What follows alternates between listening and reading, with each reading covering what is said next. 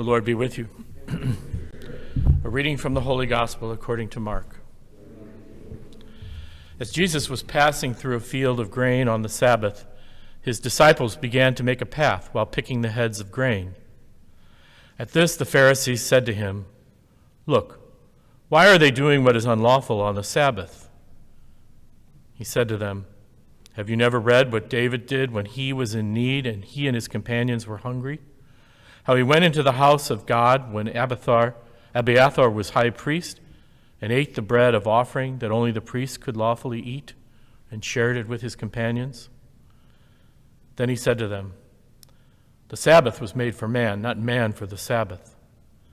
That is why the Son of Man is Lord even of the Sabbath." The Gospel of the Lord.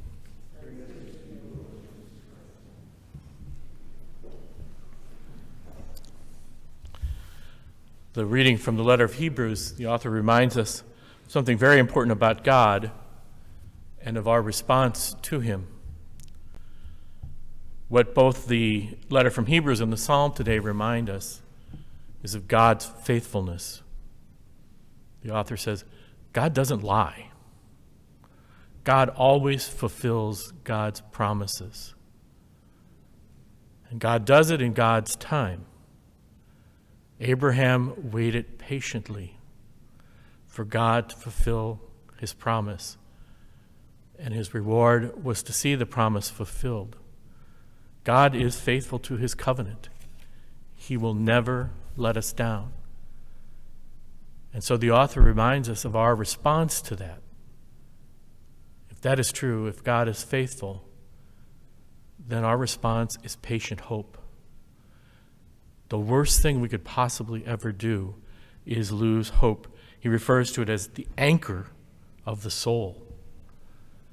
Our hope and trust in God's promise that God will be God is the anchor of our soul. And as long as we hold on to that, we can make a difference.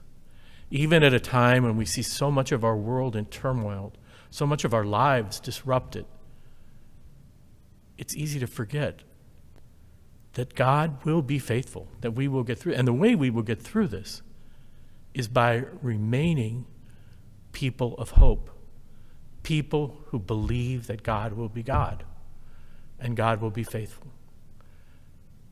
And if God is faithful, he calls us to be faithful, not only to him, but to one another. That promise of God calls us to greater solidarity as Christians, as people, as human beings, to believe as much in each other as God believes in us, to be faithful to each other as God is faithful to us. And the gospel reminds us of that. It's used to say, well, you have to interpret the rules, things like that. No, it's about how do we react to one another? Are we hopeful for one another? Do we believe in one another? Or like the Pharisees in the gospel, do we set expectations for other people and then judge them because they don't meet our expectations? Or do we accompany them? Do we stand in solidarity with them, even in their weaknesses, even in their failures? Do we judge, or do we help and support and encourage and invite to greater hopefulness and greater love? Do we patiently wait for God not only to fulfill his promise himself, but to work with him and hope with him that we can help fulfill his promise to one another, that we can be instruments of the fulfillment of that promise, of that covenant, and that hope to one another. And that's what the readings call us to today, to be people of that covenant, to invite us to share together, pray for unity, not only among Christians, but among our common humanity. That we always remember that we're one human family, all called to the fulfillment of life, the fullness of life, by God who always keeps his promises.